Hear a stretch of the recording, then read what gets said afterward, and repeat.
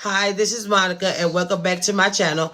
Like, comment, and subscribe. And today, I'm answering a question about why I was asked a question about why I haven't forgiven my mom's sister in the wheelchair.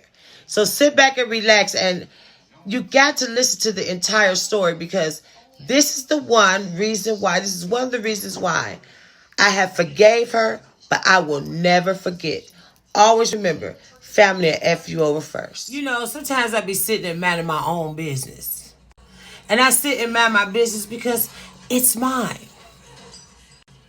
But then sometimes people like to mind my business more than I mind my own business. So the question to me today was, why do I dislike my aunt in the wheelchair?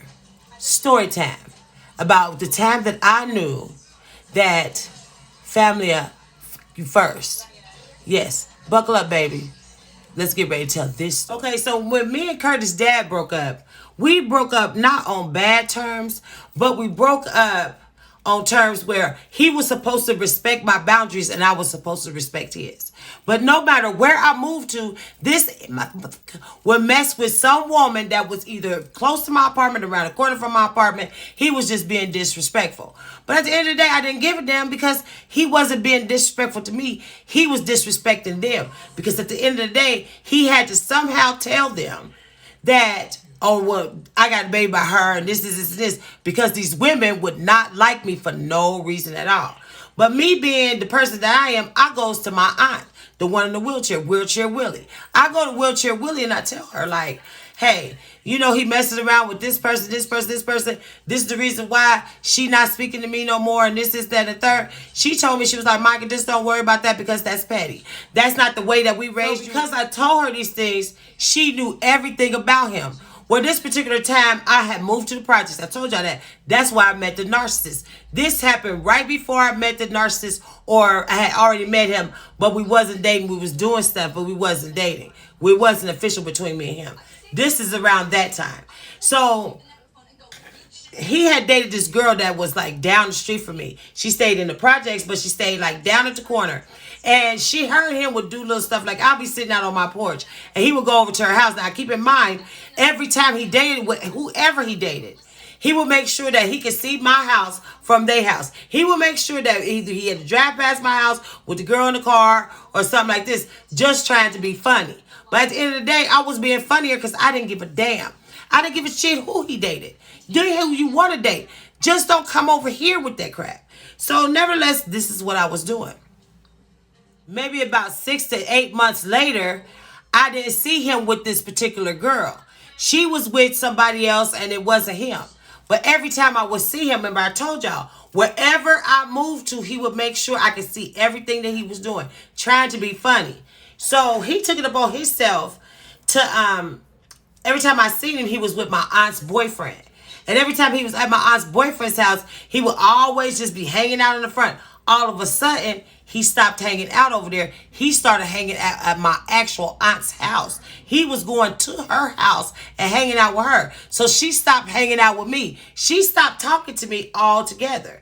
Instead of her talking to me, every now and again, I would see him, Curtis's father, pick her up and take her to her boyfriend's house. He wouldn't speak to my baby. He wouldn't speak to me. But he would make sure I seen him dropping her off. She didn't say anything, and she's my mom. So when I noticed that him and my aunt was like getting close or whatever, the first thing came to my mind was that he was messing around with her. But he wasn't. This is who he was messing with. He was messing with her best friend. Now keep in mind, Gail, and I'm going to say her name, Gail had raised me because she was best friends with my aunt. So every time I see my aunt, I see her. So she was like my aunt too. So this time that how I found out that he was with her, I was outside doing something. And I seen his car when it pulled up.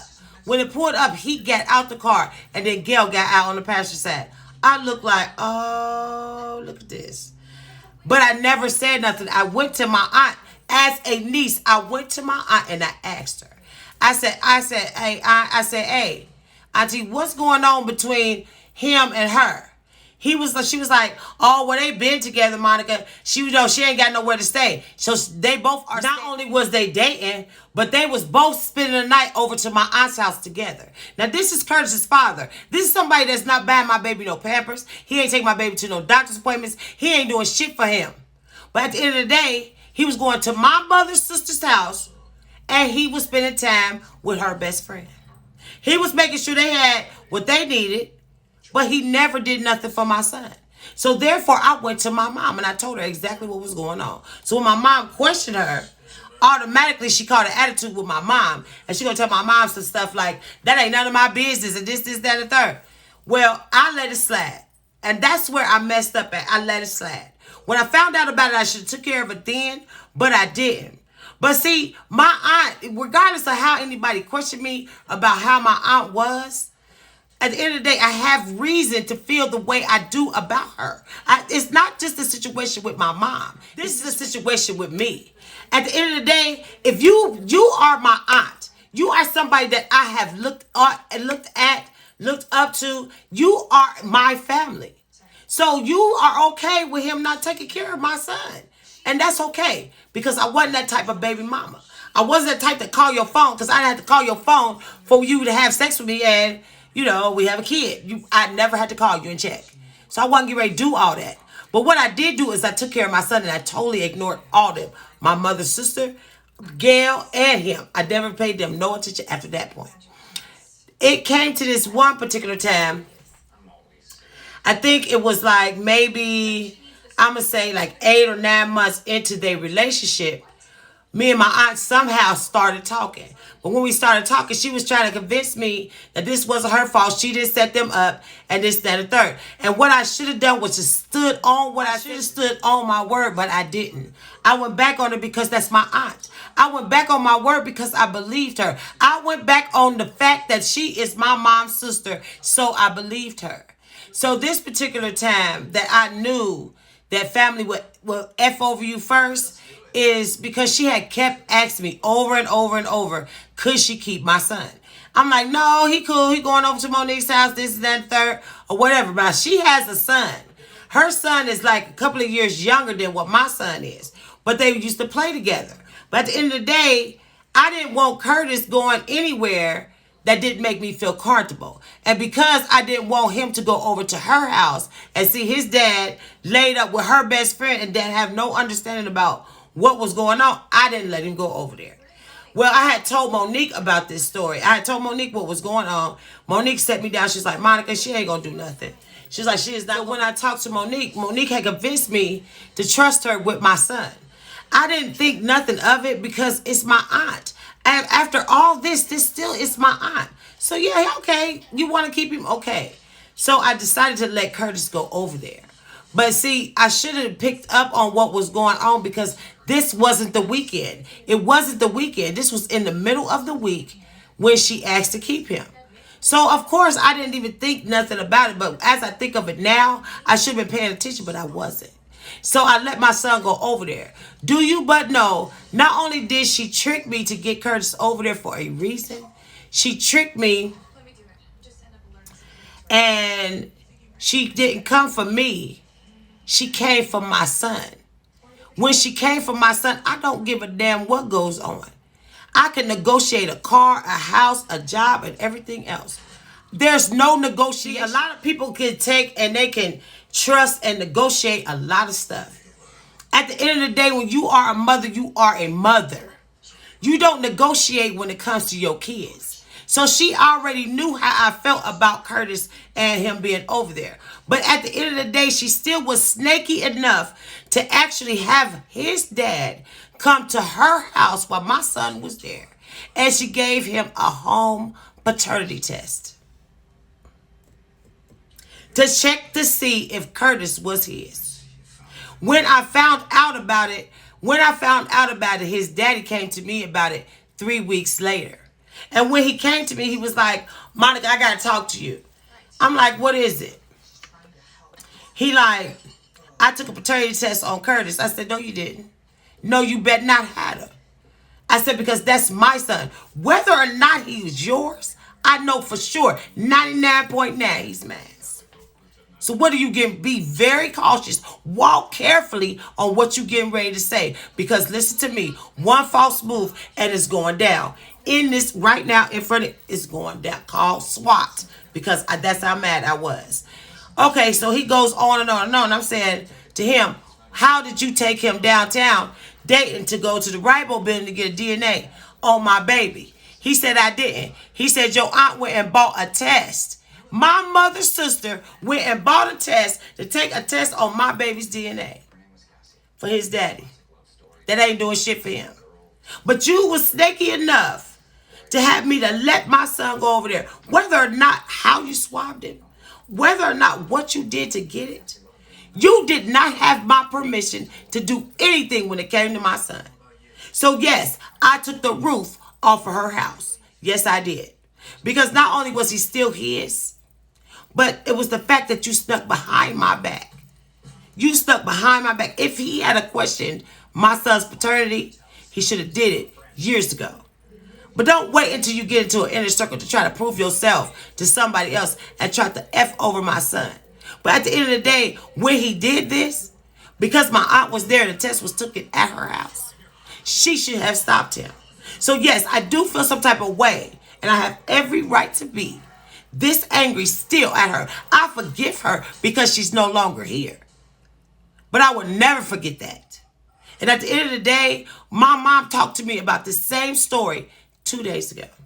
My mom was like, Monica, she was like, I know that you be mad at Wheelchair Willie. She didn't call her Wheelchair Willie. That's my name I gave her, you know.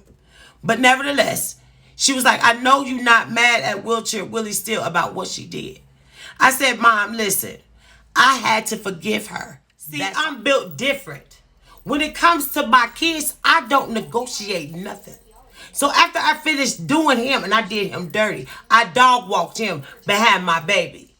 I put my baby in the car and I tore that house up. I tore the house up before my mother and my sister could get there. When Monique got there, not only did Monique join in on it, she didn't try to stop me, but Monique joined in on the whole WWE wrestling match, this goddamn wrestling match that was in this goddamn house behind my baby. So at the end of the day, it wasn't the disrespect of me. They disrespected my son. So yes, I feel some type of way. So when I seen that little comment about, oh, that's your mom's sister, blase scoop, whoopity whoop, I don't give a damn. She still did it. So after I felt some type of way about that, I kept my son away from him and her. The next time that man seen my son, Curtis was on the bus. And his dad was on the bus, something he had never done. Because keep in mind, he messed over me all that time. I had 4 cars, I never gave me one. I bought every car that I had, I bought on my own. But at the end of the day, he was on the bus. And Curtis seen him. And he seen Curtis. And he gonna tell Curtis, he said something to Curtis. Curtis called him by his first name. As he should. As he should. Because at the end of the day, he didn't do nothing for him. But it hurt me more that my mom's sister took it up on herself to do something so snaky. Just to try to do something so dirty as to get a secret DNA test on my son. So yes, I do feel some type of way about that. So however I feel about her, that's how I feel. It's not going to change. Because if it was your kid, what would you do? If it was your child, what would you do? Whether or not, see, she messed up there and she messed up when it came to my sister when she died. But I've told y'all the rest of that story. I've told y'all how she screwed over my sister 2 days before she died. So at the end of the day, I have every reason to feel some type of way. See, because what y'all didn't hear is how she messed over my sister before she died. How I knew she screwed over my sister. How I knew she stressed my sister out before she died. So irregardless how I feel about her, that is my situation, and it will never change. Understand what I say. When you have one time to mess over me, and you're done. She was done. I forgave her. When she was passing, I went, and with my mom, I stood by my mother. But at the end of the day, I looked down on her, and I made sure to tell the Lord that I forgive her. And I walked out of there, and that was that. But the anger, I still have that for her, and it's never going to change. So as you can see, I have every reason to feel some type of way about my aunt in the wheelchair.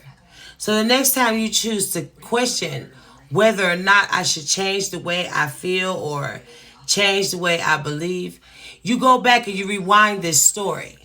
And then you ask yourself, if it was you, what would you do? So the next time you choose to get in my inbox on here and ask me something so goofy as to I forgave her, but I would never forget what she done.